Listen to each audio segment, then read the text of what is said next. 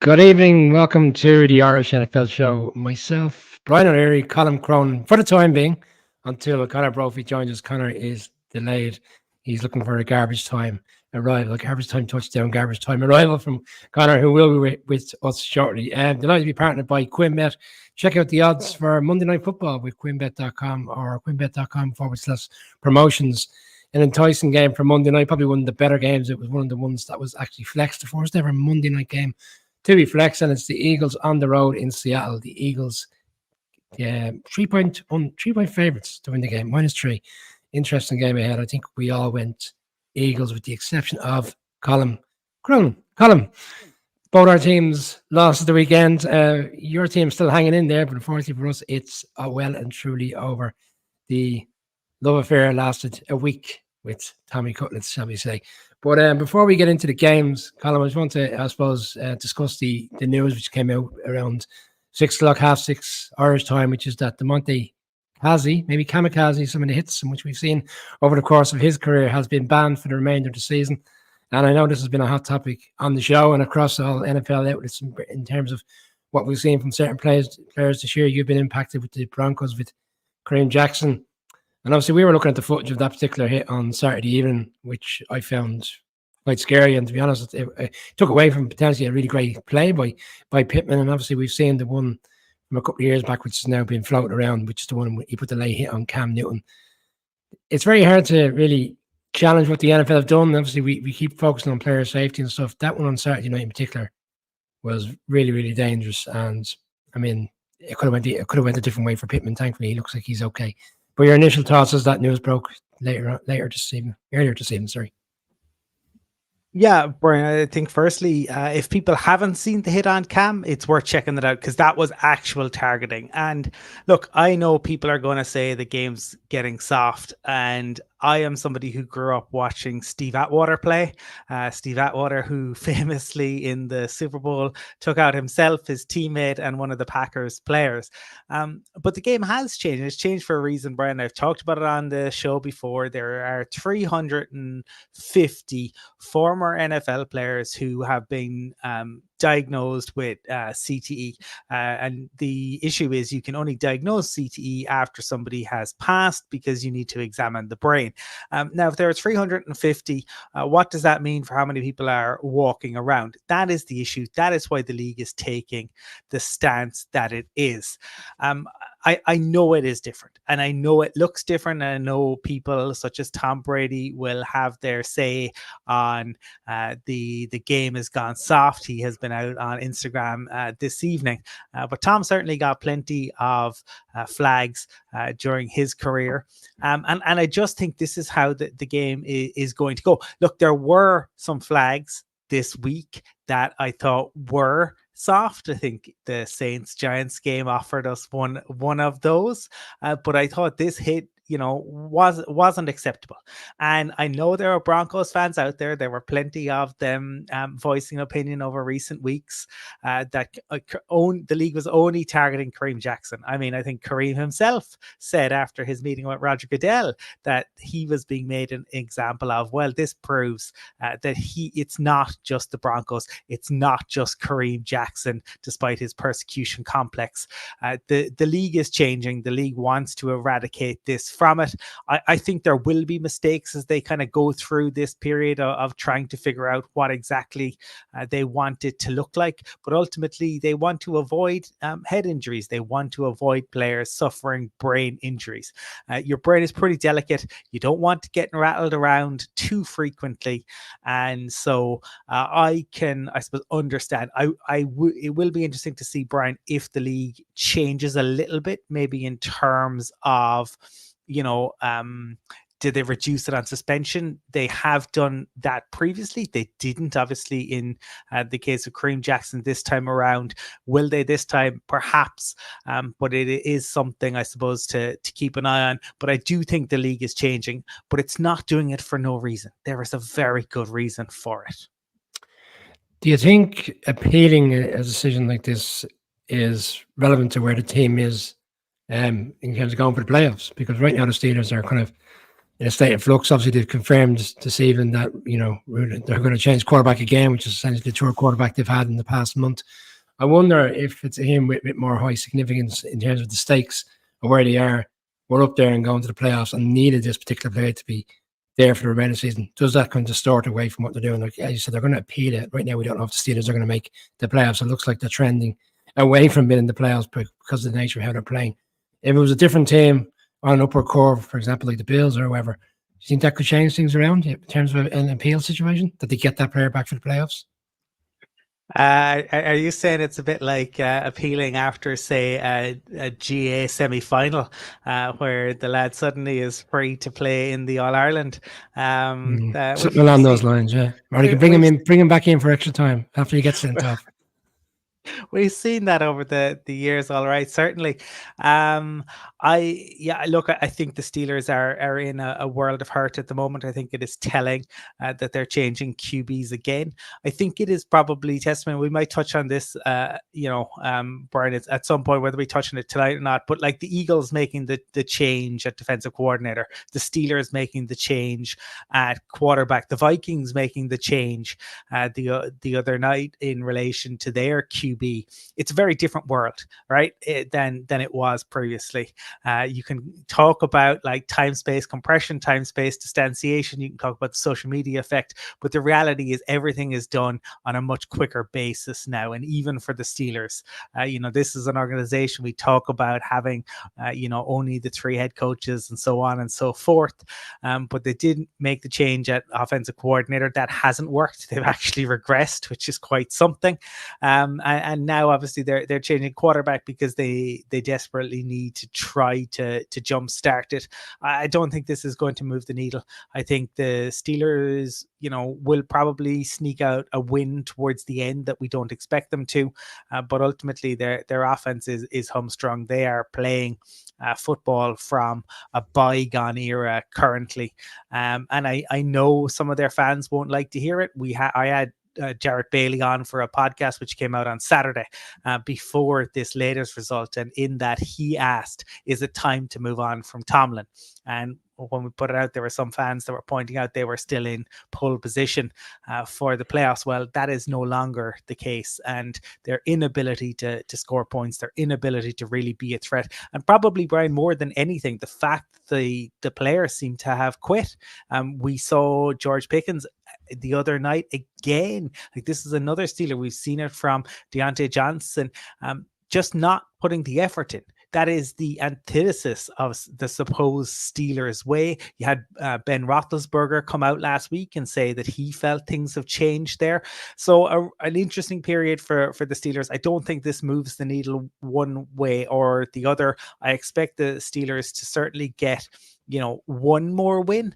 Can Mike Tomlin keep the record of always having a winning season alive? They'll be in contention. But if you are not a Steelers fan, it's difficult to want to see this team in the playoffs because they just simply aren't exciting. Well, let's turn our attentions to a team that is exciting right now, and that's the Buffalo Bills. They go in and put a beat down, shall we say, on the Cowboys last night. Some interesting stuff I was looking at on the Cowboys today. The Cowboys have lost three of their 4 road games. And we've seen how dominant they've been at home, 7-0 at home, putting up an average of 39 to 40 points a game, bullying teams off the field. But when they go on the road, with the exception of maybe going in, beating the Giants, beating the Panthers, they've struggled and they've lost 3 games on the road. Some of the numbers last night were startling, and I thought I found it a bit amusing to see Sean McDermott giving the match ball to Josh Allen, bearing in mind that Josh Allen threw for less than 100 yards because he didn't have to throw last night because Cook has had his breakout game. And for a team that we spoke about time and time again that never want to run the ball or never seem to run the ball, well, they ran the ball 49 times last night and over 200 yards, and Cook had a game. The Cowboys' defense is always kind of a high risk, high reward type defense, but they were behind the 8 ball throughout the course of the game last night. They couldn't stop the Bills whatsoever. And then on the other side, I mean, the offensive line struggled so much for the Cowboys last night, and we spoke time and time again this season how the Bills' defense and their lack of pass rush, but it certainly was there last night. Dak was completely off his game in the sense of he didn't get in much time. I think they had one first down on their first 3 drives. Like, they were so outclassed, shall we say, by this Bills team. And you rightly called it out. Like you said it last week, they're on a bit of a mission. They've beaten the Chiefs. They've won this week. They've got very winnable games ahead of them. The Chargers this weekend on Saturday night. Then they got the Patriots, and then who knows the way it's going? They could find themselves in a win-in type scenario to potentially even win the division. The way, depending on how the Dolphins get on when they play the Cowboys and still to play the Ravens. And you called it. We both went for the Cowboys in terms of me and Connor, but right now the Bills are and apparently wants the Bills in the playoffs. You want to be watching Josh Allen in the playoffs. Like, with all due respect to teams in the AFC South, sorry, that could be, great seasons and potentially in the playoffs. What do you want come January? Do you want to be watching Josh Allen with his hair on fire, or do you want to be watching Gardner Minshew? But look, in terms of yesterday, I mean, that was some performance, probably arguably their best performance in quite some time. I thought really complete on all sides of the ball, Brian. I think, the fact that, and Josh Allen, like the awareness to say afterwards that he felt like a kid that had got an A on a school project despite not doing the work. But the piece around this that people need to realize, I'm sure most people do, it was the threat of Josh Allen that allowed Cook to get those yards, right? Because the Cowboys defense were so understandably, because there isn't another QB like Josh Allen in the league, okay? Yes, Mahomes is probably a better QB overall, absolutely, and I would put Lamar up there in that elite conversation, but nobody can do the types of things that Josh Allen can do, and you are terrified that he's going to run with the ball. You're terrified of that arm that he has, because he can launch it at any point down the field, but they saw early on that they were able to run inside, they were able to run outside, and they were you'd have to be impressed the fact that they never got bored of it, right? They never went away from it, because we've seen teams do that. This was one of those kind of, it was like Madden, right? When you find a play in Madden that works and you just spam the play over and over again. And that is what they did. And it is a concern for the Cowboys, I would have to say, Brian, because they gave up yards on the ground. We saw the 49ers run all over them.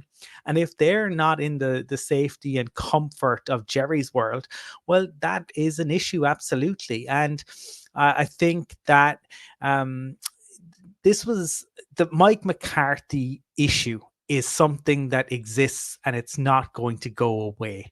And people, I feel, look, the Cowboys are a good team, but people got way over their skis. People got totally, they played an awful run of teams. That's the reality. And the Cowboys are phenomenal at beating up on bad teams, but they had not been properly tested.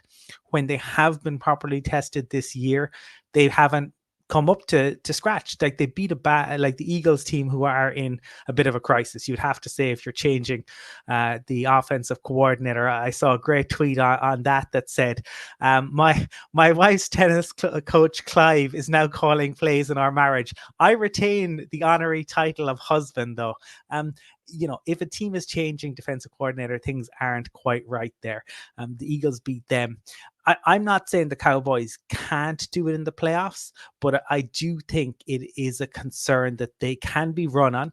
And the other thing that the Bills did last night, despite the fact that they were missing players, and despite the fact that they're missing Matt Milano, one of the best linebackers in the game, was they took away the middle of the field. And by taking away the middle of the field, that proved really consequential. And it gives the Eagles can afford to lose tonight, Brian, and still top the division. That's a problem for the Cowboys. CeeDee Lamb, only 2 receptions in the first half, finished the game at 7. You're talking about taking out the middle of the field. That's where he's quite so dominant and efficient. And Jake Ferguson, you rightly called out last week in terms of the great praise, non-existent. You're touching on the Cowboys there in terms of struggling against the run, and that would have been a thing for Dan Quinn looking back on this game. The tackling was non-existent. They completely exposed. They're going up against the Dolphins this weekend, if I'm right in saying they're on the road in Miami. And they've got A-Chain and Mostert, and we've seen what they've done this season. We see what they did yesterday against a struggling Jets team, albeit their defense played well this season. Is the skids, is it too early to say if they lose this weekend, the skids are coming on before they get to the playoffs? Like, you even touched on Seattle there a few weeks ago when Seattle went in on the Thursday night game. They lost 41-35. They put 35 points on them in Jerry's world. I mean, Is it a case that when they play better teams, they're going to struggle, and ultimately when it comes to playoffs, they're going to be found out again? Maybe right now they would go on the road, I believe, depending on the result tonight, but on the basis of the Eagles win tonight, they will be on the road in a repeat of last year's wild card game, which is because they're on the road in Tampa, and maybe you'd expect them to have enough there. But is it going to be a case of get to the divisional round, come up against the big boys, and be gone again? Well, I do think the game next Sunday, Christmas Eve game at 9:30 is a huge test for both teams. We'll get into that properly on Wednesday, Brian, but you'd have to say that for the Dolphins, it's an opportunity to prove themselves at home. For the Cowboys, it's an opportunity to prove that they can do it on the road against a difficult team. The Dolphins certainly had a very good performance defensively against the Jets. Now, it's the Jets offense, so you've got to take that into consideration. But this is the issue for the Cowboys, and I know their fans are probably sick of hearing it. But until such time as you win meaningful games in December, in January, and I wonder, they've had a really good season, Brian, but if they were to lose in, even in the divisional round, if they don't make the championship game, could Jerry potentially move on from Mike McCarthy? I think it's possible. I don't know if it's probable, but I do think it's possible, depending on how their season plays out, because everything is in such a microcosm and everything is examined in such detail. Talked about it before. This guy has 2 radio shows a week in Dallas. Everything is examined in minute detail. The good news for them, Zach Martin's injury, not as bad as first feared. He expects to play against the Cowboys. It is an enormous test, I think, for them. I think last night, probably, unless Dak really performs, right, he goes out and he absolutely dominates the Dolphins. I think that's probably it for the Dak for MVP conversation. So to turn our attentions to Sunday Night Football, the Ravens beat the Jags 23-7, and I suppose waking up this morning, anyone who didn't watch the game back or watch the highlights will probably look like that was a comfortable win for the Ravens. But I wouldn't say it was as comfortable as people have suggested or made out today. I mean, obviously, I suppose the key news coming out of that game is that their rookie running back Mitchell is gone for the season. It was a horrific injury, ACL, and obviously the footage of it is not great, especially when it's freeze framed on various different social media platforms today. But I'm just looking at something like, I watched the game back this morning. I was watching, some of the miscues by the Jags, and it seems like the Jags right now can't get out of their own way. We saw it against the Bengals on the Monday Night Football, and like they missed 2 field goals.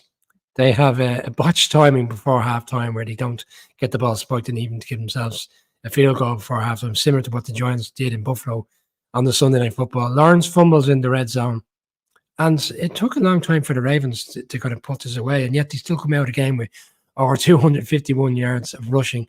Lamar goes off for something reason 97. He throws for 171. That is greatest game in the air. I mean, we touched on it last week. The Ravens are rightly up there for being number 1 seed. They're not blowing teams out, and it might look like it was a blowout score.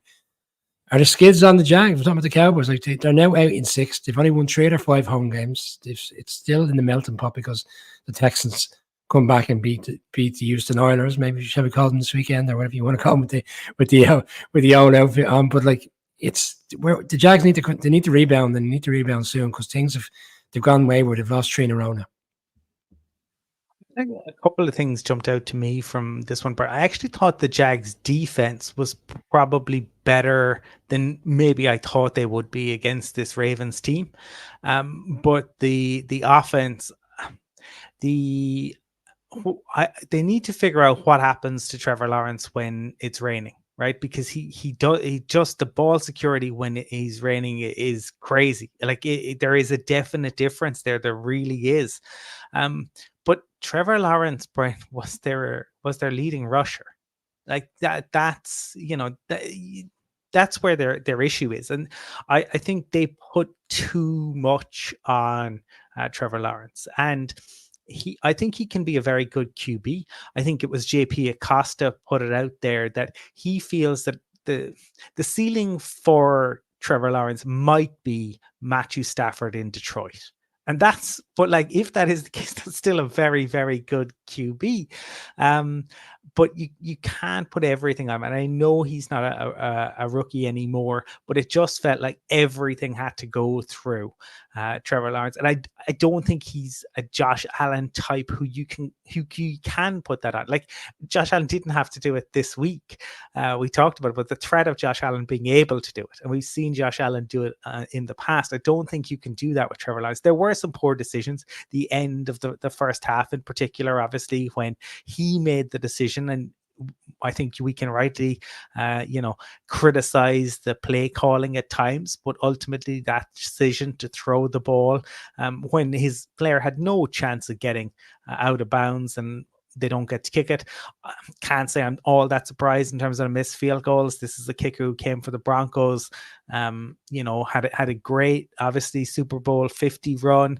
Obama made the famous joke that he was the main offensive weapon that the Broncos had that year. But that's an awfully long time ago. There's an awful lot of football that has been played since Super Bowl 50. And there was a reason that ultimately the Broncos decided to move on. So I think the Ravens, I was quietly impressed enough with them, Brian. I thought they had moments overall. I think like this was a Sunday night game. There's a reason it was a Sunday night game, in that like the Jags overall this season, up until the past few weeks, have looked very good.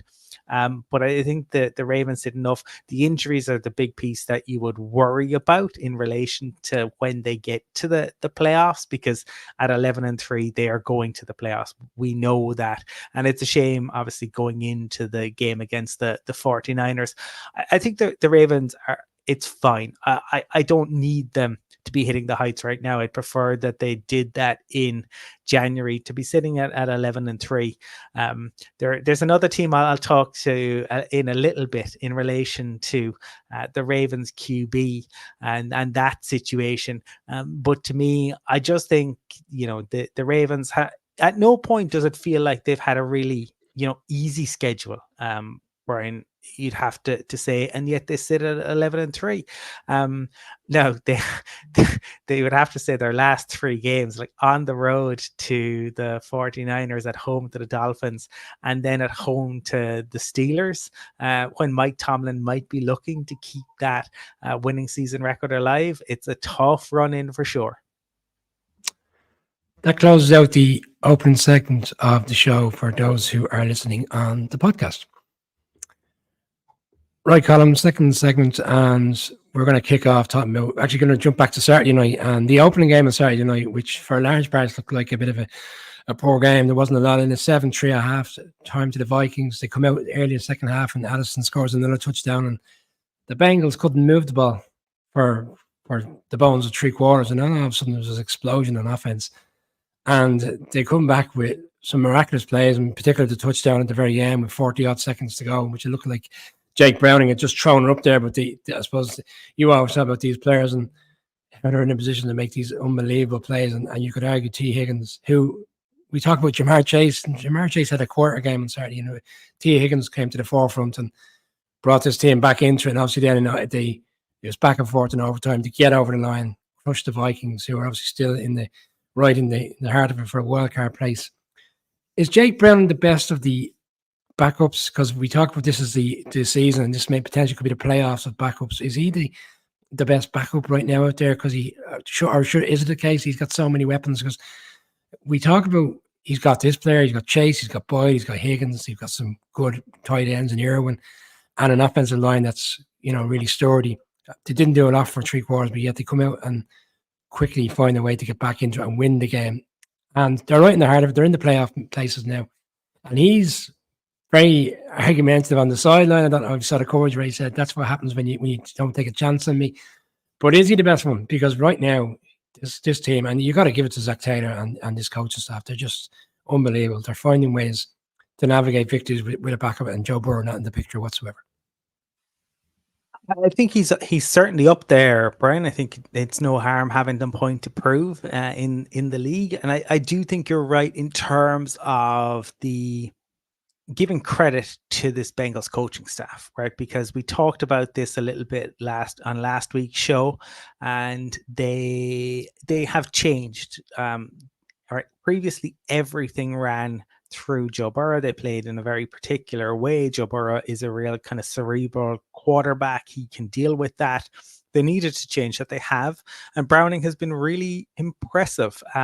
Yeah, he had a point to prove. I mean, look, you could get into the technicalities of it. It was a different regime that was in charge of the Vikings when they made the decision to cut him. But I do think he has been very impressive. Like he's so accurate. He finds his players. Yeah, he has the weapons, but other teams have weapons as well, and they haven't. They've really struggled to move the ball to score points. I mean, what we're talking about, like they put 34 on the Jags, 34 on the Colts, and 27 on the Vikings, and that's a Vikings defense that is immensely impressive. I really think Brian Flores has done a really, really fantastic job there, given the talent at his disposal. And yet they have, managed to really keep the Vikings in games, despite the Vikings' own struggles on offense. This was a real proper kind of ding dong battle. Addison was really, really good. I think he's probably been more impressive in his rookie campaign than they would have anticipated, which they have needed.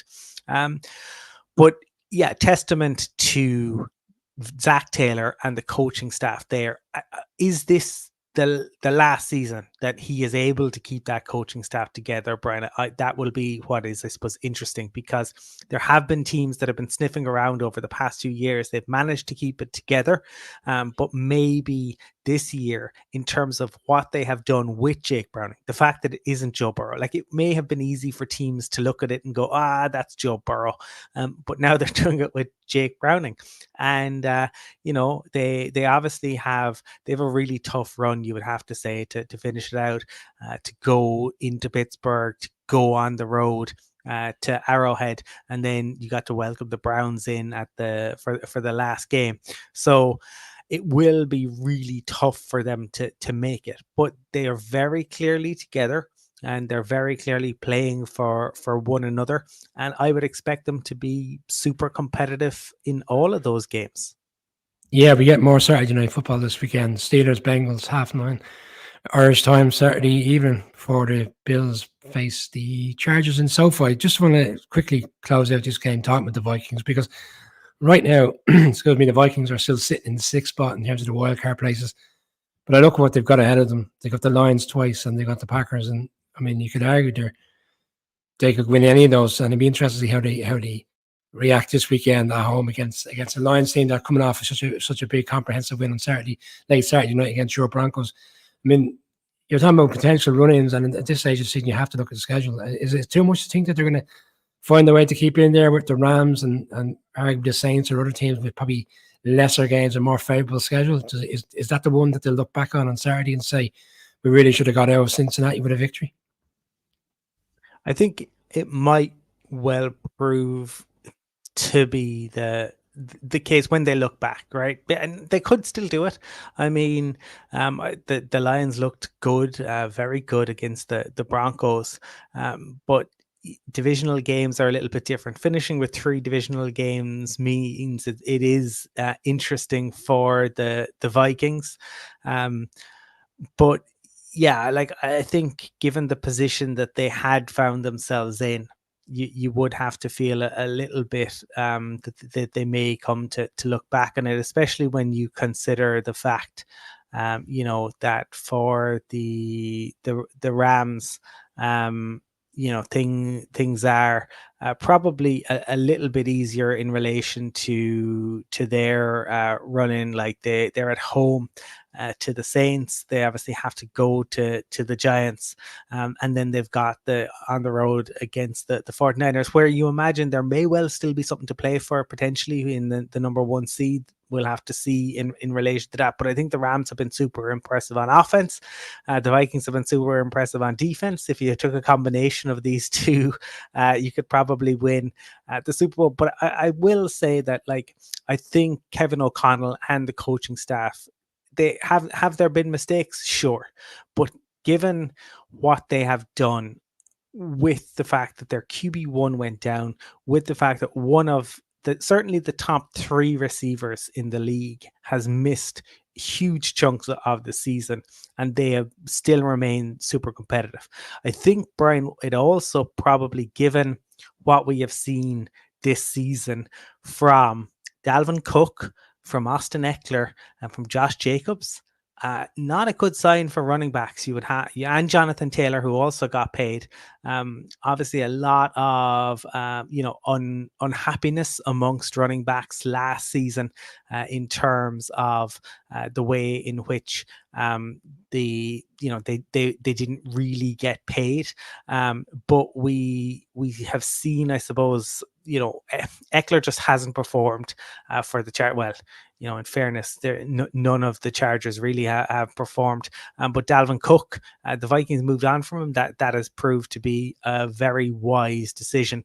And Ty Chandler was pretty good for the Vikings. And it sounds like, Brian, that he will probably move in to the RB1 position for the remainder of their run-in. So yeah, that I think is an interesting piece to keep an eye on, because those big running back contracts, to me, Saquon might be the outlier, but then Saquon is probably the outlier in terms of where he was drafted and what he's considered.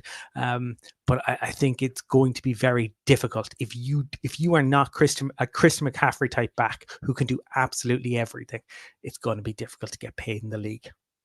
I think to be buyer's remorse on Saquon's part that he didn't take that 30 million 2-year contract when it was on the table. You've seen Derrick Henry storylines coming out today that he's going to consider his future with the Titans. There was a lot of talk around the deadline whether he would be traded. I just want to keep on the AFC team slightly, and I suppose won't take too long on these two particular games. But the Chiefs go into Foxborough and beat the Patriots, and maybe a little bit not as comfortable as people would have thought, but again, some of the frustration again we're seeing from Mahomes on the sideline is clearly, again, let's be fair, they were playing a poor side yesterday, and they win by 10 points, and people felt they probably would have won a lot more convincingly. But Morty, Darius Toney, slipping of the ball through his fingers, the interception, and Mahomes on the sideline, and whatever way you want to, I suppose, take in the comments if you've taken time out to look at it, that he's clearly disgruntled with Toney in particular. That game, and then obviously the Dolphins, because there was a lot of talk going into the game. I think Jets fans probably got ahead of themselves, and a lot of people around the league. I know even on the show last week we were saying that we thought the Jets could go down to Miami and probably put up a better performance than we would have expected a couple of weeks back, but completely blown out. Tyreek Hill doesn't play, and the Dolphins will be looking at just going a real great reaction to last Monday's kind of giveaway, shall we say, to the Titans. But your thoughts on those two games, because the Chiefs have. Right, they've won, and we spoke about a running that's very favourable in their in their position, but still doesn't feel like things are right. Well, no, things aren't right. They have the best quarterback in football, which makes things a lot easier for them. But yeah, you can see, the frustration that he has, right? We saw it a number of times. It wasn't just once on the sideline. I think there were probably 3 instances at least that I counted that we saw, and perhaps there were others as well. And with Kadarius Toney, I mean, Brian, it's almost comical at this point. I think I saw somebody, maybe it was Nate Tice on the Athletic podcast, referred to him as almost a wily coyote, or maybe it was Stephen Ruiz on The Ringer. I'm not sure, but I heard somebody today refer to him as a wily coyote figure, in that, wily coyote would make these moves and then like the dynamite would blow up in his face. And that's the way it seems to be going with Kadarius Toney. Yes, they found a way, but you would have to say you would be concerned, right, when they get to the playoffs and perhaps they meet some of the teams who have the potential to score more points, because could they keep pace in a track meet, right? Previously, the Chiefs would always have been able to do that. But Kelsey is not the same force that he was. His last really big game was probably the first game against the Broncos, where they beat the Broncos. Since then, I don't think he has quite looked the same. Now he is a threat, and could he get hot for 3-4 games? Absolutely, he could. But the concern, yes, they won, but did any of the wide receivers really, really, give you like pause to go, oh, they could be a real threat. I think there's the concerns are still there. They have Andy Reid. They still have some nice plays. You saw the McKinnon pass to get the touchdown. So the trickery is there. But it absolutely remains, I suppose, a concern that they are struggling to move the ball. Anything on the Dolphins after yesterday's comprehensive win? Is it one of those weeks that kind of go, well, that worked out well. We got a handy win, and we'll focus on our big game to come, as you said, on Christmas Eve. I thought the Dolphins were really impressive. I thought defensively, in particular, they were really, really impressive, Brian. But no, to me, look, this is about like the Jets, right? And the fact that everybody in the league, it is crazy to me that everybody in the league goes out to genuflect at the altar of Aaron Rodgers. Aaron Rodgers is a talented quarterback. But yesterday on the broadcast, they were saying, oh, well, what could you expect the Jets to do? I mean, they lost their QB. I mean, once you go down your starting QB, what can you do? Shane Steichen. Look what Shane Steichen is doing with the Colts. Look at what the Browns are doing. Look at what the Vikings are doing. Look at what the Bengals are doing. Like, all of these teams are down their quarterbacks. Joe Burrow, is absolutely at the level of Aaron Rodgers, and Joe Burrow is out, and yet the Bengals, the Jets chose not to do anything. They probably chose not to do anything because Aaron Rodgers didn't want them to do anything. Kevin Clark today, I really like listening to Kevin generally, but Kevin is saying, oh, I don't believe Aaron Rodgers is doing any of this, in a look at me fashion. He doesn't want the attention. Yeah, right, Kevin. But everybody in the league has to keep on Aaron's good side, because if you don't, he's going to go on Pat McAfee and he's going to throw you on the bus. We saw that last year. Kalen Keller wrote a really good piece all about the hand signals, all about like the fact that he doesn't teach them, that younger receivers had to learn them for themselves and try and figure it out. That was a true piece. Aaron Rodgers tried to throw her under the bus, despite the fact that it was incredibly well sourced. So what does it mean? Like, they could have made moves, they didn't do it. The fact that Zach Wilson goes off yesterday, they say it's hydration, then they say it's a head injury, but it's not concussion. Now Wilson is in the concussion protocol. Like, I don't understand what is happening with the Jets organization. I don't think the Jets understand what is happening with the Jets organization, and that I feel for long-suffering Jets fans. But Aaron Rodgers is leading that team on a merry dance. He's going to come back next year, obviously. We're going to see how it goes. He could perform very well. He is very talented. But the narrative around it is insane to me. Well, I just want, and I was going to go there, and you've stolen my thunder, because we've all seen the coverage. I think there was like 6 or 7 minutes to go in the game. The game is dead at that stage, and the camera remains on him, and he's nodding his head, and he's frowning, and he's talking to himself, and he's giving out, and he clearly looks very frustrated, as they all do on the sideline. But it struck me as like the conversation if the Wednesday to decide if they're going to bring him back in now in terms of giving him a roster spot, and therefore he can play before the end of the season. And he's been on this agenda from day one, essentially, since he got the injury, that he would play again this season. And Ian Rappaport and all the NFL media outlets on Sunday morning were saying if the Jets were to go in and shock the Dolphins, then they will open up a space for him come Wednesday, because they still believe they're in with an opportunity of making the playoffs. And when he was doing those frowns, it was like as if he realized, I'm not going to get my fairy tale ending here this year, whether the Jets were to make the playoffs or not, because they're going to shut him down now because they're eliminated, and therefore what's the point in even risking it? If he was to be activated on Wednesday, does that not a clear indication that he essentially is the one calling the shots? Because the Jets should be going to him now, and Joe Douglas should be going saying, that's it. We're shutting you down. It's over for the season. I mean, there's meaningless games to come. What would be the point in risking him only for him potentially to re-injure or furthermore even find a different injury? So he looked for me like a guy who was just going to go, it was about him, and it's always been about him. And even with the Jets, it's been about him. And as you said, when there was a conversation of why they didn't bring in a backup quarterback during the season, whether it was a trade or it was because he wouldn't sign off on it. I know it sounds a bit far-fetched, but he seems to be the one, if you read between the lines, calling all the shots, and everyone else is just, as you say, doing whatever he wants, and ultimately that's what it ends in disaster, because we saw that in Green Bay for so long, and look how that relationship ended. Yeah, well, I don't believe he is coming back, but I do think this was an effort to keep himself relevant, keep himself in the headlines, and he is going to have to play sensational football next year. But this Brian, it feels to me a little bit like the Broncos, where the feeling was, oh, this team is just a QB away, just a QB away. I don't get I think there are more issues there with the Jets than just Aaron Rodgers not being there. I think the line is a real issue. I think they have other holes on the roster. Obviously, the defense up to recent weeks. They've had a couple of stinkers in recent weeks, but the defense overall has been really impressive. But I think there are some holes on that offense, and it's going to take more than just, is he going to be 40 or 41 when he returns next year from an Achilles injury? And you can listen to all the dolphin sex noises that you want, but your age is your age, and you are not a 22-year-old coming back from this.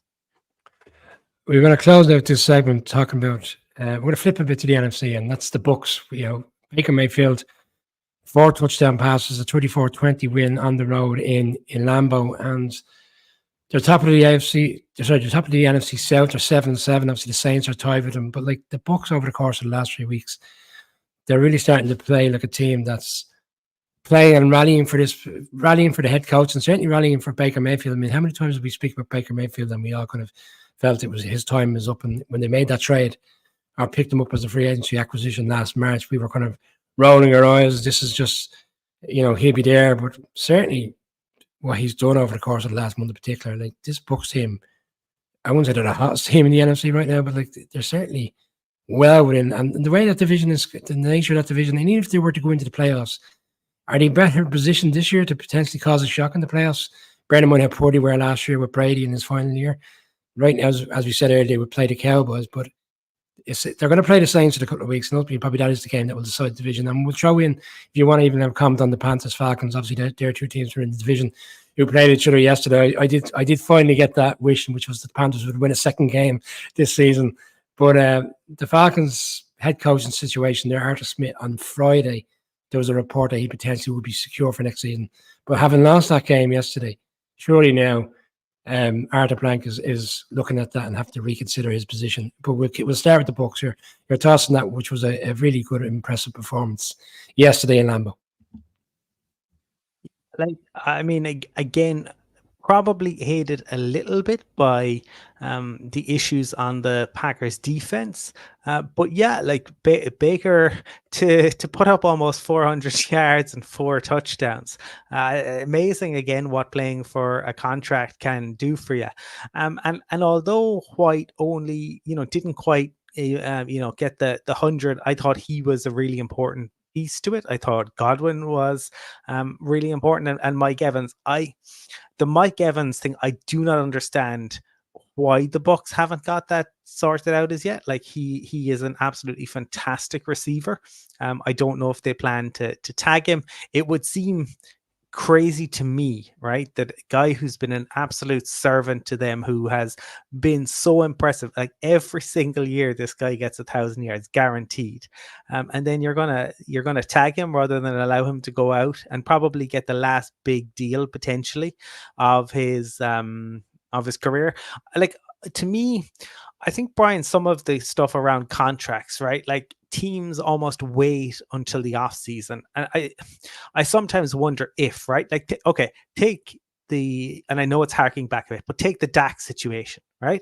How much better would it have been potentially for the Cowboys? Because the Cowboys are going to extend Dak. No matter how this season ends, they're going to extend Dak. But if they had extended Dak a month ago, right? How much better would the fans have felt about the fact that they're going to be paying Dak $50 million a year, right? Rather than now, if the season kind of peters out. How much better would the Bucs and how would it have been if they had rewarded Evans' continued brilliance this year, and they'd gone and gotten it done. And I think sometimes teams should potentially look at that. Yeah, like, look, there were issues with Baker's game. Absolutely. Baker can be fantastic at times. At other times, he can let you down. We saw some of the bad with him yesterday, but we saw a lot more of the good. He has a lot of heart. I mean, whatever else you want to say about him, the kid doesn't quit. He goes out, he tries, he gives it all. Sometimes he probably tries too hard. But it's probably a coaching staff who, there was so much kind of expectation last year, and it was a bit perhaps like Ferguson's last season at Real Madrid. The game against Real Madrid for United, where it was super tense, right? It felt like the Bucks were kind of super tense all last year. When here they are, they're playing a little bit looser, a little bit freer, and they're playing, in the worst division in football. I definitely want to talk Falcons. It's probably worth giving, some noise to the Packers, because I thought the Packers offense was really good. I think Jordan Love, rebounded from the previous week, but the defense is the issue there, and they have spent a lot of money on that defense, and it's not delivering. Well, here's your moment. Arthur Blank, obviously, and we touched on it this morning. We were having a conversation about how we refused to get drawn into questions around Arthur Smith's role, and even the defeat itself yesterday. Obviously, they lose 9-7 in a game in a rain-swept stadium in Carolina, where you could buy a ticket for this game for, what was it, 45 cents on the dollar last Friday, and they showed photographs at halftime in which the stadium was. I mean, I know everyone likes a halftime drink, no matter what game they're at, Colin, but like the bars must have been really, really busy for everyone to skedaddle down to the forecourt. But no, all jokes aside, I mean, there was literally for the owner and for Dave Tepper to be looking at that yesterday and seeing basically the lack of people at that game. It must be demoralising and very worrying for him, in terms of where the Panthers fans are headed at. Obviously, the season's gone. There's no tanking essentially, but they go and win. But Desmond Ridder, like we spoke in the off season, and we can pull it up now about Lamar Jackson and being a free agent, and we were stunned that the Falcons were, even looking to consider going in for him. They're all with Desmond Ridder. He chose an interception at a critical point in the game, and it looked like they were about to put the game away. But that probably would have masked another poor performance. And you've always talked about the weapons in which they have at their disposal offensively, and it just hasn't worked this year. Is Arthur Smith's? Is he at fault? Is it him? Is it a quarterback? Has the GM failed him by not going out and getting a proper quarterback? Where do you throw all this in the mix? And like, are they completely out of it right now? Bearing in mind the other two teams have both won at the weekend, in the Saints and the Bucks. Well, they're not completely out of it, right? Ultimately, because of the fact that they're one game back, and things can change very quickly in this league, as we know. They're at home to the Colts, I think, next weekend, then they're on the road to the Bears, and then they're on the road to the Saints. So, are they out of it? No, definitely not completely. But you would have to say that, like, this should be their division, right? When you consider the rosters outside of QBs, and none of the teams in the division are, blessed with absolutely phenomenal QB play. But Brian, I think everybody, right? For an Arthur Blank, right, can say, "Oh, he's safe," and then, "Oh, I need, I don't want to talk right now. I've lots of thoughts." But Arthur Blank, ultimately, they decided not to make an offer to Lamar Jackson. And yes, people might want to say that the Ravens would have matched. Well, make them match the offer, right? Because again, Lamar Jackson had, there were no blemishes on his resume. He's an absolute professional. Everything about him was how good he is with fans, how good he is with teammates. Arthur Blank has the money. He could have put the money up there. He could have made it available. This is a team that were in the Deshaun Watson sweepstakes. So we know they were looking for a QB. I would love to know the process, because, Brian, all the stories over the course of the summer were about Desmond Ridder being fantastic, Desmond Ridder being the guy. They were so delighted. They had the weapons, and they do have the weapons. Like, Drake London is very good. Kyle Pitts can be very good. Bijan, yeah, he had a fumble yesterday, but he can be very good. But they were unable to move the ball on the ground at all yesterday. Like, it was crazy. Tyler Algier was their leading rusher with 45 yards. Like, this is a team that last year, Brian, were third in terms of rushing the ball. They have regressed horribly. So I think there's enough blame to go around. I do think Arthur Smith absolutely deserves criticism, right? But ultimately the GM has seems to have avoided any criticism regarding the QB. I think we need to know what that process looked like. Was that Arthur Smith's decision? Was that a GM decision? Was that a decision from the owner? How did they reach the point where they felt that Desmond Ridder gave them the best opportunity to win? Because watching it yesterday and watching it over the course of the season, I mean, there are times where sandpapering your retinas would be more enjoyable than trying to watch the Atlanta Falcons move the football. This is a team who should be so much fun to watch. And Arthur Smith appears to age by the week currently. It is really tough going to watch the Falcons, and it's a shame because I do think they have really good weapons. You feel a little bit for a fan base. Obviously, that Super Bowl loss will linger probably forever a little bit in the way it happened. It doesn't have to be the end of Arthur Smith, but we have to know if it was solely his decision that Ridder was the guy, and if he refused to countenance anyone else, then I think, yes, they may need to look at it. But they cannot go into next year, right, with Desmond Ridder and Taylor Heinicke. Again, there was no plan for a backup, right? They tried to move off Ridder the week after Arthur Smith had said, "Oh, if you don't think he's a good QB, you're not watching the tape." Which a bit like Fergie's rant about "Yous are all idiots. Ferran's a great player." Really, Alex? Well, really, Arthur here. But do you want this Falcons team? Again, if you are, I understand Falcons fans will want them to make it, but do you want to watch this Falcons team in the playoff? I don't think you do. I think you'd much prefer to watch the Bucs. Yeah, absolutely. I can't argue with that. And I'm sure Ryan Nielsen, the defensive coordinator, and the defensive staff are pulling their hair out. Brendan Moyne, they held the Panthers to just 3 field goals and still lose the game. That is the end of our second segment of the Irish NFL show. Right, Colin, the final segment of the show, and I know you love a bit of Deacon Blue, and Real Gone Kid is a song which I like to have a bit of a jiggy to when we're out and about. And the Real Gone Kid is now the clear favourite for the MVP, and that is Brock Purdy. And I know you've spoken about on the show and the fact that he's got so many weapons at his disposal. He's 16 of 25 yesterday, 240 yards, 4 touchdowns, 2 to McCaffrey, and obviously 2 to Debo. But they gave up 29 points in this game. And obviously there was a special teams playing, which was ruled out for a touchdown. And in fairness to the Cardinals, what I would say is, and we spoke about, Gannon and the head coach staff there, they put them away. But in fairness to the Cardinals, they never gave up. They kept going. They scored a number of touchdowns. Is there any concerns here for the 49ers, bearing in mind that's like for the Cardinals team to put up 29 points? I know Kyler Murray, in fairness, has kind of come back off the injury quite well, and he's kind of been a huge uplift to them.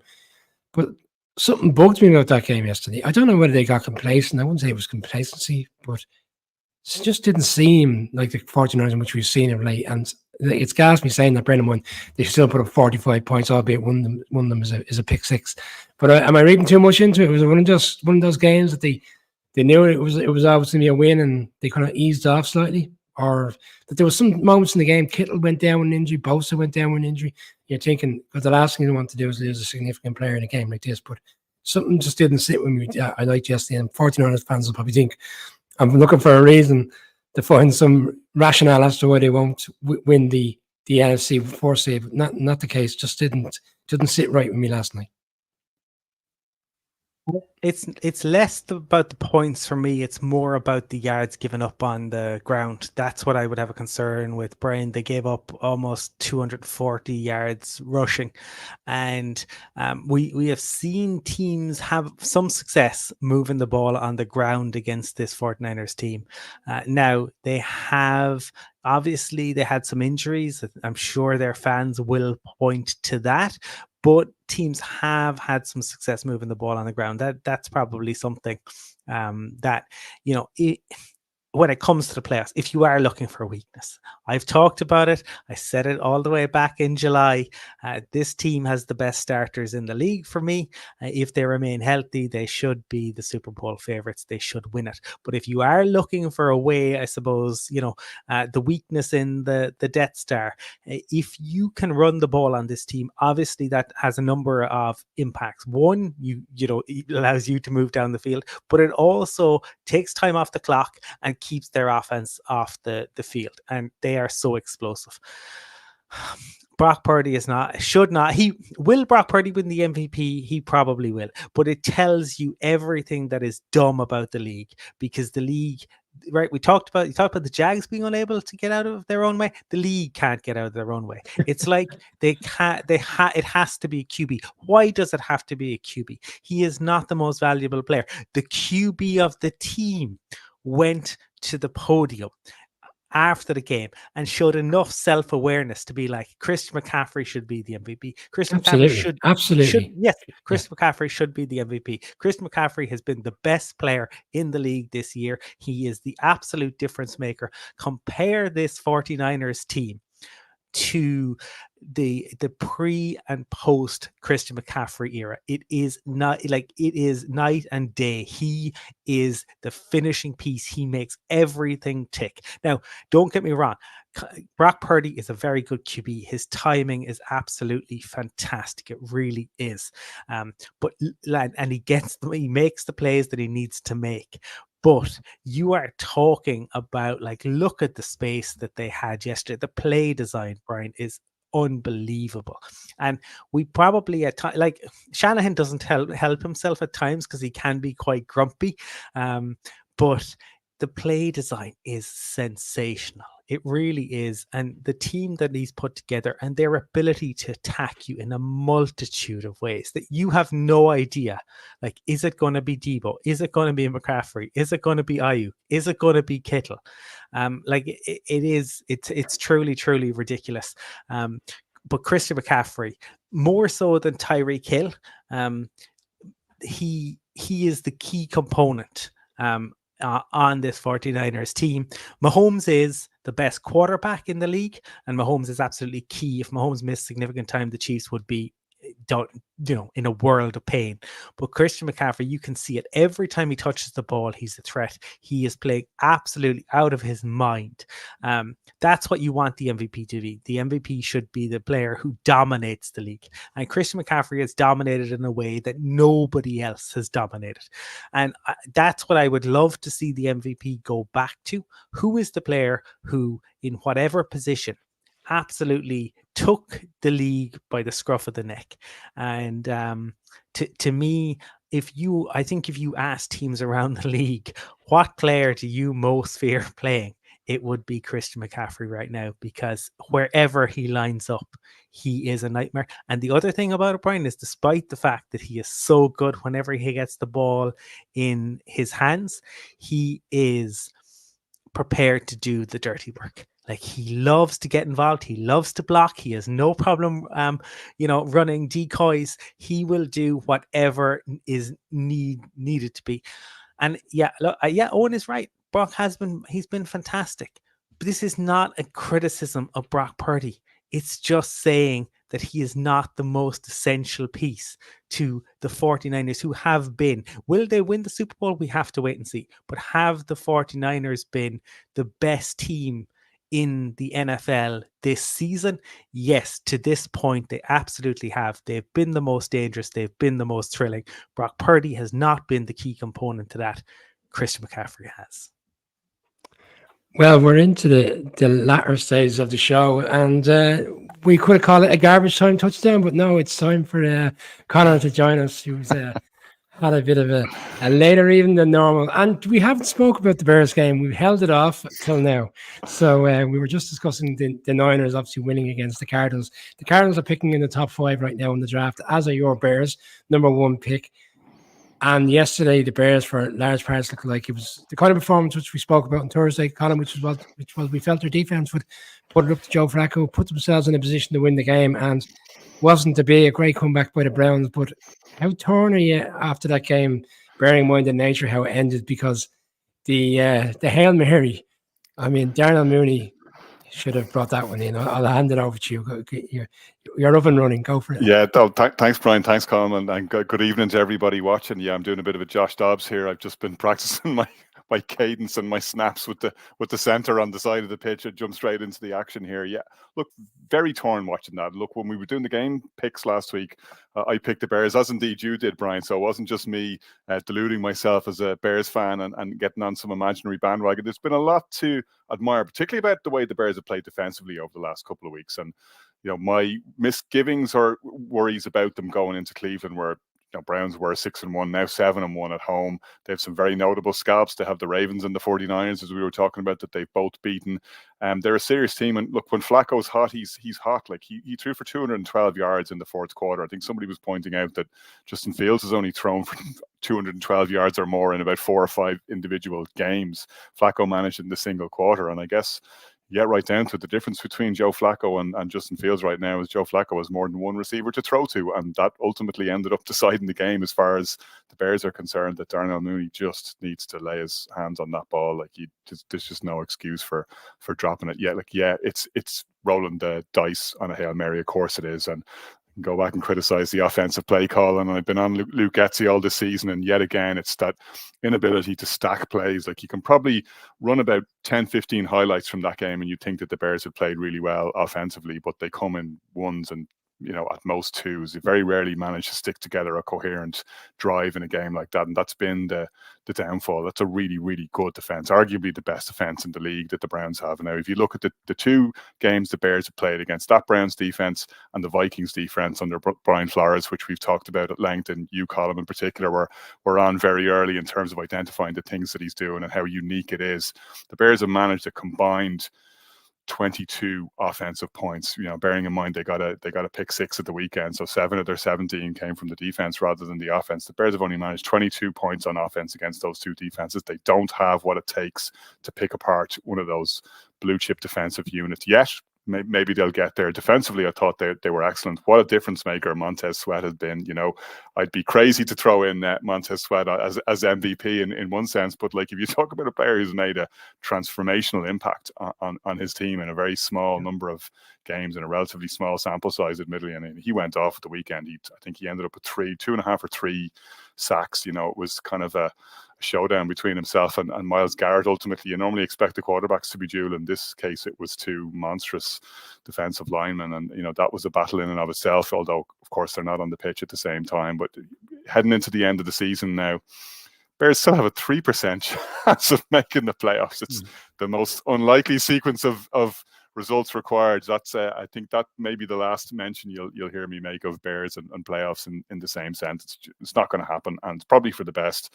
Now you're looking at kind of a redux of the conversation we had last week. Do they just clean house completely if Fields balls out over the next couple of games? And again, encouraging signs that a lot of good things. People are eulogizing Lamar and that amazing bit of escapology and the throw that he made at the weekend that ultimately broke that game over. Justin Fields did something very, very similar for the touchdown pass for the Bears, and that's what he can give you. He gives you those special things, but they're just not being strung together. We're just not the Browns pass rush was all over them at the weekend. No answers, and so you wonder, are they better off resetting the clock? As we said, it's not so much that you don't necessarily think that Fields is rounding out into the kind of guy they need. It's that the window now is so small before you start looking at the 50-year option extension of the contract, all the money that entails, and what that does to your roster, and how you're going to end up losing the pieces when you could be building that around a Caleb Williams, Drake May, Bo Nix, whoever you think is the guy. Colin, you're in your Browns outfit tonight by the looks of it, so I'll turn my attention to them. There was a great, interesting piece towards the end of the game in the commentary around Joe Flacco's first game-winning drive as a Raven was against the Browns. His first one for the Jets was against the Browns, and now he's masterminded a game-winning drive for the Browns yesterday evening. Are you taken back by how he's acclimatized to going back in quickly and finding ways to put up these numbers and I suppose put himself in a position he's already, by all accounts, considering playing again next year because he's having such a fruitful time at the minute? Is this short-lived, or is he going to make waves with the Browns if they were to get into the playoffs and potentially go on the road and, who knows, turn someone upside down and win a playoff game? Well, I am a little surprised that it has continued, although I did pick them at the weekend. But what I will say is, like, he is going out and he's prepared to sling it. Like, I think Joe Flacco approaches the game, approaches every play in kind of the same way, and sometimes he's going to get annihilated, like Sweat got to him. Sometimes he is going to throw some of the worst picks, and I said this last week, I'll say it again, he is going to throw some of the worst picks you have ever seen in your life. Like, I think I tweeted out last night, he throws the prettiest interceptions, and my goodness does he, because you cannot quite believe, you're like, no, Joe, don't do that, Joe. Oh, Joe. But at the same time, he is prepared to push the ball down the field. He still has the arm. He can find windows, and he is prepared to take chances. And I mean, they got the win, absolutely. The end of this game, it felt, obviously, with the way it ended on the kind of Hail Mary, like that was like a Madden play. It really was, right? In the way in which the ball kind of comes off his foot and kind of, it really felt like a computer game type one. I mean, it was a 3 interception game, but it was almost, 400 yards. He threw 44 times. Right, that is quite something. That he's come in and they've just said, "Yep, out you go, Joe, and give it your best shot." I do think Stefanski deserves enormous credit because they have had to play QB hokey cokey, and it definitely, there are probably questions still to be asked about Deshaun Watson and that contract and all of that. But to be sitting at every pass that Joe Flacco throws is asking a new question to Deshaun Watson, though, isn't it? I mean, you look at how he's getting that offense moving or what he can do, having come off his couch 3 weeks ago. Never mind Deshaun Watson being out for a year. Like, Joe Flacco had the pipe and slippers out. Yeah, no, it really does, but there's no way out of it for them. But ultimately, I mean, this is a team who sit at 9-5. Now, if they can get 2 wins out of the last 3, they're in, right? They are in, but they are, like, on the road to the Texans, at home to the Jets, and then on the road to the Bengals. So none of it will be easy.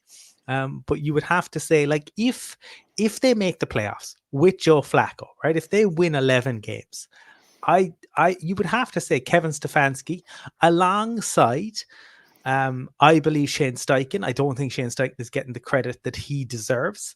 And Sean McVay and potentially D'Amico Ryans, depending on how it plays out. But those guys should all be the guys in conversation for the coach of the year. Stefanski has done a really impressive job, and the Browns are really beaten up. Like, they had one of the guys who they wanted to be on their starting O-line at the weekend, and yes, they had issues.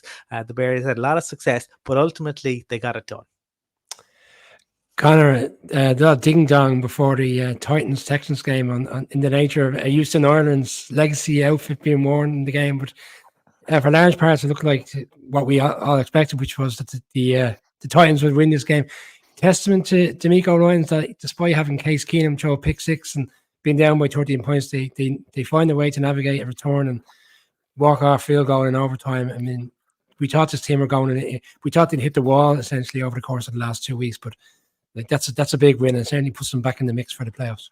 No, big time. And you alluded to the trolling there, and what an epic troll to roll in wearing your throwback Houston uniforms, cracking open and reopening a very deep and painful wound for the people of Houston who lost their beloved franchise once upon a time, which became the Tennessee Titans before there was a Houston Texans. But if you're going to walk the walk, or you're going to talk the talk, you have to walk the walk. And it was the Texans who ended up walking the walk, as you say, in the most difficult circumstances. Their own injury list is grim reading at the moment, and has taken a lot of their offensive weapons out of the picture. Not least, of course, CJ Stroud, who was still in the concussion protocol over the weekend. But one of the things we talked about was the catalytic effect that a player like Stroud has, and that a coach like DeMeco Ryans has, to give him his due. And he absolutely, in my view, deserves to be in the conversation for a coach of the year. In fact, in some ways, what's probably slightly devalued him, ironically, is how good Stroud has been, because, people mumbling that, well, a guy like that falls into your lap, of course it's going to make you look good. But, you have a game like that at the weekend when he's not around, and where they managed to win on the road against a smash mouth team that's just come off a morale boosting victory, albeit that they're off short rest. They beat the Dolphins on Monday night. The Dolphins go in and shut down the Jets and beat them 30-0, on the bounce back. That's clearly not a bad Miami team that the Titans handled the previous weekend. And the Texans get the result. I think they deserve massive, massive credit. But you can see that the players believe, like they absolutely believe they can win every game. That's a priceless commodity at this time of the year. Like, I bet their Texas near neighbors, the Cowboys. In fact, sorry, I don't even know how near Dallas and Houston are. They could be absolutely miles away. Texas is such a big state, but they're in-state neighbors, shall we say, what they wouldn't give for that measure of confidence after what happened to them on Sunday night. The Texans just look like they can hang with about anyone. We've seen them win some nail biters, we've seen them come out the wrong end, and I think they absolutely deserved the rub of the green in this one. And boy, did they enjoy rubbing that back in Mike Vrabel and the former Houston Oilers faces.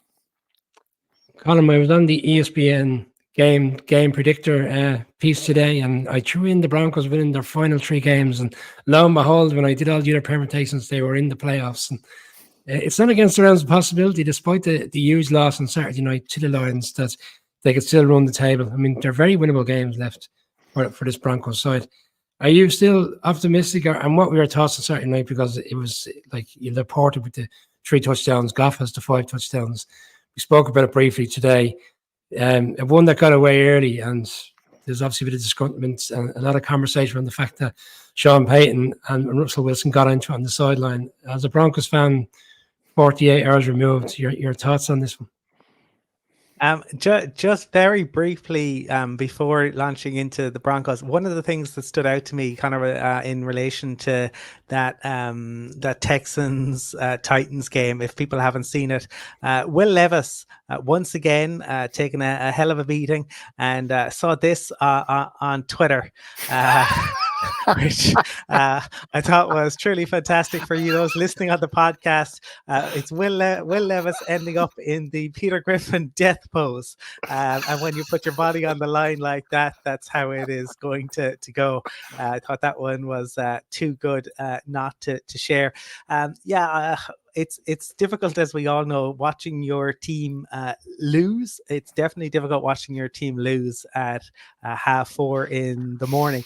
I thought the Lions were really impressive. Like, basically the opening of the game was like, I suppose, 2 heavyweights kind of jabbing each other in many respects, an awful lot of punts, and then the Lions scored on 5 possessions in a row. They took advantage of the Broncos. Broncos have real issues. They have willing triers at middle linebacker, but they had them in a blender. I mean, they were breaking ankles. Laporta and Gibbs were really, really impressive, and the Broncos couldn't get anything going. One of the things I would say, Brian, in terms of having words on the sideline, and there's been a little bit of an argument in Broncos country about this. I don't have an issue with Sean Payton having words, but one of the things that I suppose was interesting was Russell Wilson's willingness to just sit there and take it, essentially. Now, some people think that it would have just been more drama if he hadn't, but equally, we all remember Brady and Josh McDaniels.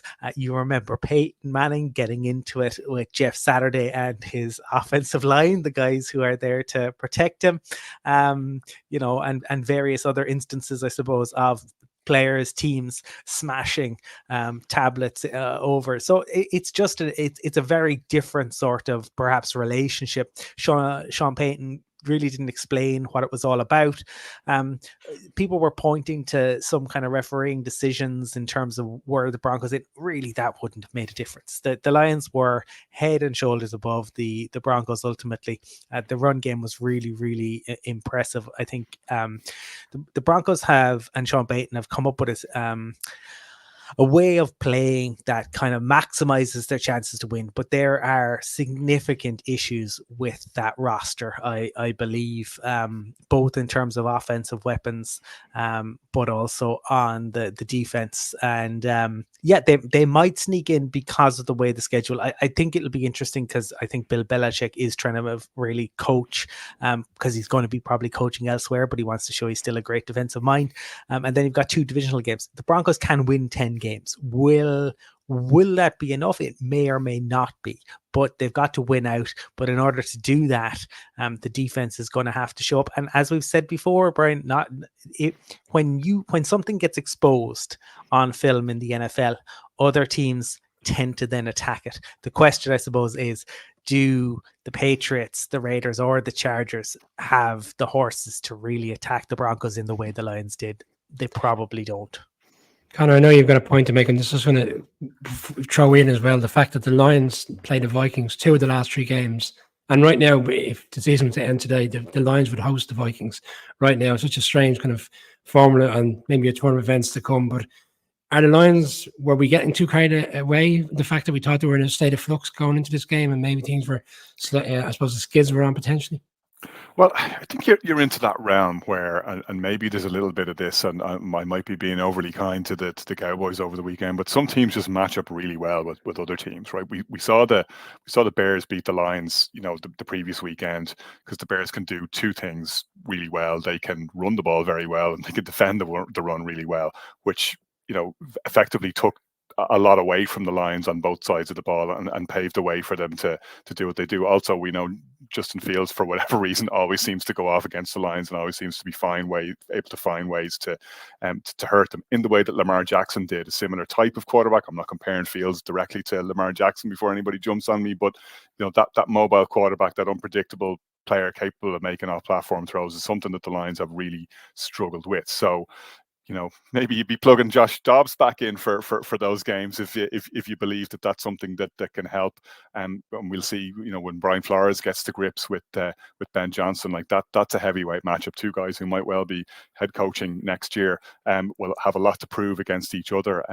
Very much strength on strength there. But yeah.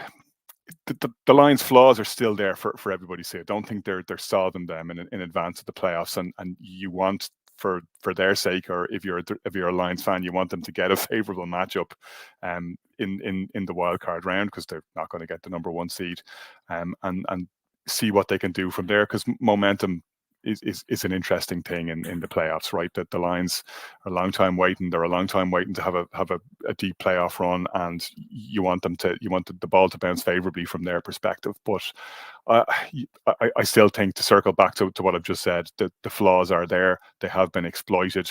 The bell has been rung, and it can't be unrung. They're not alone in that. There's a lot of teams going into the playoffs with some soul searching to do and some holes to patch that are not going to be patched overnight. But what it's about for them, I guess, is, Colin often talks about the reaction and then the reaction to the reaction. How do you compensate for that elsewhere? Like that's what the great teams do. You work on fixing your weaknesses, but you perfect your strengths. Final piece as we close out the show, and I suppose head coaches. Brandon Staley was relieved of his duties last Friday morning, along with Tom Telesco, former guest of the show. He's gone now. I suppose it's clean house. It doesn't come as a surprise, but probably the nature of the loss. Connor, I'll go to you first. To give up 63 points against the Raiders team that have, let's be fair, they've had their own struggles this year. They always talk about teams getting a head start and trying to kind of, I suppose, do their analysis now of what kind of guys they want to bring in for interviews. Do you buy into that, or is it just a case it was so bad come Friday morning that they had to let these guys go immediately?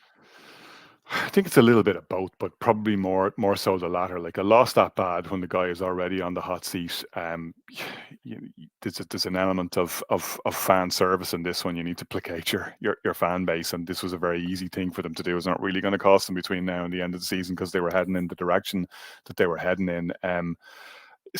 In fairness to Staley, and I don't often utter those words, he was right in the sense that sometimes you just get a game that goes against you. The problem for him is that there's been way too many of these, and we've talked about it at length before the season started, and when things were going wrong for them early on, you just could not get, and we saw how chippy and how irritated he got when this kept getting thrown at him, but it was thrown at him because they couldn't move past it themselves in terms of how they performed that playoff loss last year. When you're going to give up a winning position like that, when you're going to just lay down, we've seen them too often just get walked over in positions where they needed to show up strong. The Raiders the previous season, when they needed to win to get into the playoffs, that playoff loss against the Jaguars, and again going into Las Vegas and just laying down. And it's just, they're such a frustrating team to watch because they're a much more talent poor rosters in the NFL, and the whole is so much less than the sum of the parts, and that's pure coaching.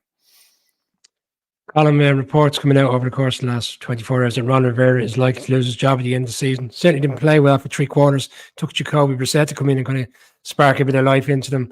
Eberflus potentially gone. They needed the Cooper Cup IQ 1000 onside kick defense to bail out their opponents. The batting of the ball off the field, and Belichick got him because he again looks and all like he's going to be moving on, and it seems to be 2+2, and it's Bill Belichick going to LA, but you're not sold on that particular scenario. Not because the Spanos and because of the fact that generally they don't pay that all that well, right? The reality is, if you look back now, maybe they decide, right, because it's Belichick, they're going to go big, but ultimately their past 3 head coaches have all been first time head coaches. They don't tend to cost as much. Bill Belichick is very expensive. There's also the fact that you're talking about Bill Belichick having to uproot and move across to California. Now, people are probably aware, Bill Belichick, not really a California guy, not really an LA guy. So you'd be asking him to really, take, in order to get him to do that, I think you'd have to pay him big money. You can wear the cut-off hoodies in California, right? You can, but you'd also have to wear an awful lot of sunscreen. And Bill may disagree with the locals on a number of different issues. But I think the other piece is that ultimately, Brian, the Chargers are going to have to cut a significant number of players, right? Like, the interesting piece about it, like, everyone's talking about how coveted it is, and in certain instances it is, in that you get to work with Justin Herbert, who I believe is gifted QB, but you're going to have to cut Bosa, Mack, Keenan Allen, probably a couple of others in order to get under the cap. Like, that roster was really poorly constructed. It really was, and it's, I think you're right that Telesco has ultimately moved on as well. But the problems with the Chargers, and I've talked about this a little bit, this is not, a Brandon Staley or Tom Telesco problem. This is not a problem over the past 2 or 3 head coaches. This is a problem that has existed forever. This is a franchise that has gone to 1 Super Bowl in its entire existence. And to me, I believe the issues, they stem ultimately from ownership. And if people don't listen to it, I really would say very often the Football GM podcast on The Athletic comes out on a Saturday. It is absolutely worth listening to. Obviously some weeks more than others, but they did a really good piece. Randy Mueller spent over a decade with the Chargers as the national scout. Okay, a decent position. He was there for 10 years. He said that nobody above him in the organization had a conversation about football with him in 10 years. He said it was the strangest period of football he ever had. He said that people didn't ask the hard questions. No one got held accountable. They were ultimately, happy to tread water. Are you telling me that that sounds like a place that Bill Belichick is going to go?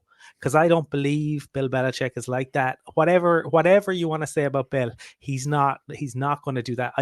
That's why, unless there's an absolute fundamental shift and they're willing to give him all the control, I don't see it. I think a more likely destination potentially for Bill is the Commanders, is to go to Washington. Goes down the road. He's an East Coast guy anyway. They have the money. They absolutely have the money that they can throw at him. And are you telling me for that new owners who are new to the league, in respect, I know the owner is a long-standing Commanders fan, but are you telling me that having somebody like Belichick in the building, if it's for 3 years, and the kudos that would give and the knowledge that he could glean from Bill Belichick wouldn't be worth the millions and millions that it's going to cost? I think that is more likely. That's my feeling on it. Connor, final point to close us out. Yeah, I would agree. Just what I was going to say is, if you're trying to get in and do the amateur psychology on Belichick, what does he want, right? He wants that ring. He wants that ring without Brady. Nobody knows more, cares more, and is more motivated by a desire to make history than Bill Belichick. He is the keeper of the flame of NFL history, and absolutely anorak level of knowledge, detail, and respect for everything that goes with it. He's going to want to go somewhere where that's achievable, and it has to be in a relatively short space of time, right? So I don't think he's going for the paycheck. I think the ownership fit, to your point, Colin, has to be right. Why wouldn't it be Harris, a relatively new owner who might well, as was the case with Kraft, who was also a relatively new owner at the time, if he's A, relatively hands-off, B, is going to trust his coach and have the humility to stay out of his way, give Belichick the kind of responsibility that he wants, to oversee the entire franchise and its medium-term direction. And ultimately, if he can get the quarterback, like that's the real thing. Like what kind of move can be made in the offseason? Commanders aren't going to pick especially high, so that there's 3D chess that has to go on here. And we forgot to mention the third leg of the stool, which is Vrabel going to end up either moving on from or out of a job at Tennessee and moving in to take the vacant seat, or the seat that we expect to be vacant from his former mentor, Bill Belichick, which would be a nice way to wrap it all up in a bow. All to be revealed in the coming weeks as we hit Black Monday, which nowadays is Black Sunday night and late into the early hours. We'll be back on Wednesday night previewing week 16. This was our week 15 review. For all those who are staying up late, check out quinbet.com for the odds on the Eagles-Seahawks game. But for now, thank you for joining us this evening.